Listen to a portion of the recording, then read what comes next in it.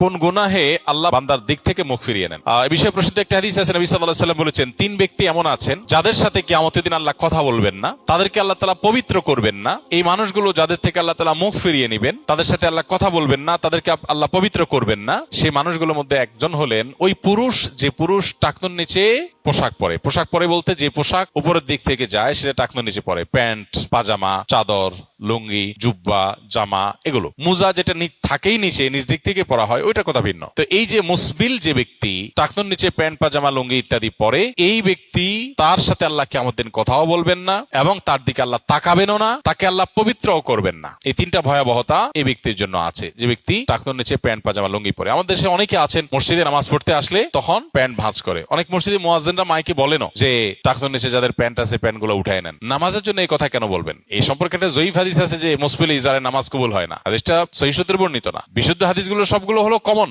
এবং জেনারেল, সব সময়ের জন্য এটা প্রযোজ্য যে পুরুষ মানুষ টাকনুর নিচে পোশাক পরবে না। এখন বৈজ্ঞানিক গবেষণা বলছে যে এটা পুরুষের জন্য ক্ষতিকর। যাই হোক, সেটা গবেষণা কি প্রমাণ হয়েছে এটা বড় কথা না, বড় কথা হলো নবী সাল্লাল্লাহু আলাইহি ওয়াসাল্লাম নিষেধ করেছেন, বাস শেষ। অতএব এই ব্যক্তি, যে ব্যক্তি টাকনুর নিচে প্যান্ট, পাজামা, লুঙ্গি, জুব্বা ইত্যাদি পরে, এই ব্যক্তি থেকে আল্লাহ কিয়ামত দিন মুখ ফিরিয়ে নেবেন। খুবই ভয়াবহ কথা। 2 নম্বর হলেন ওই ব্যক্তি, যে ব্যক্তি কাউকে দান করে খোঁটা দেয়, অথবা যাকে দান করেছেন তাকে নানার কথা দিয়ে কষ্ট দেয়। দান করেছেন, আল্লাহর কাছে আশা করবেন এর বিনিময়। যাকে দান করেছেন তার সাথে আপনার কোনো আলাপ থাকবে না। দান করে খোঁটা দিলেন, কষ্ট দিলেন, খোঁচা মেরে কথা বললেন, এগুলো বললে আপনি আল্লাহ তাআলার দৃষ্টি থেকে সরে যাবেন কিয়ামতের ময়দানে। নাম্বার 3, ওই ব্যবসায়ী, যেই ব্যবসায়ী তার পণ্য বিক্রি করতে গিয়ে মিথ্যা শপথ করে। এখন তো ঘরে ঘরে ভাই আল্লাহর কিরা, এটা কিনা পড়ছে এত, ভাই কিনতেও পারে না এত টাকা দিয়া, ডাহা মিথ্যা কথা। তো এই ব্যবসায়ী যে তার পণ্য বিক্রি করার প্রয়োজনে মিথ্যা শপথ করে ক্রেতাদের সাথে, কাস্টমারের সাথে, তার দিকে আল্লাহ তাকাবেন না, তাকে পবিত্র করবেন না এবং কিয়ামতের দিন আল্লাহ রাব্বুল আলামিন তার সাথে কথাও বলবেন না। আল্লাহ আমাদেরকে এই সমস্ত বদগুণ, খারাপ গুণ থেকে, চরিত্র থেকে হেফাজত থাকার তৌফিক দান করুন।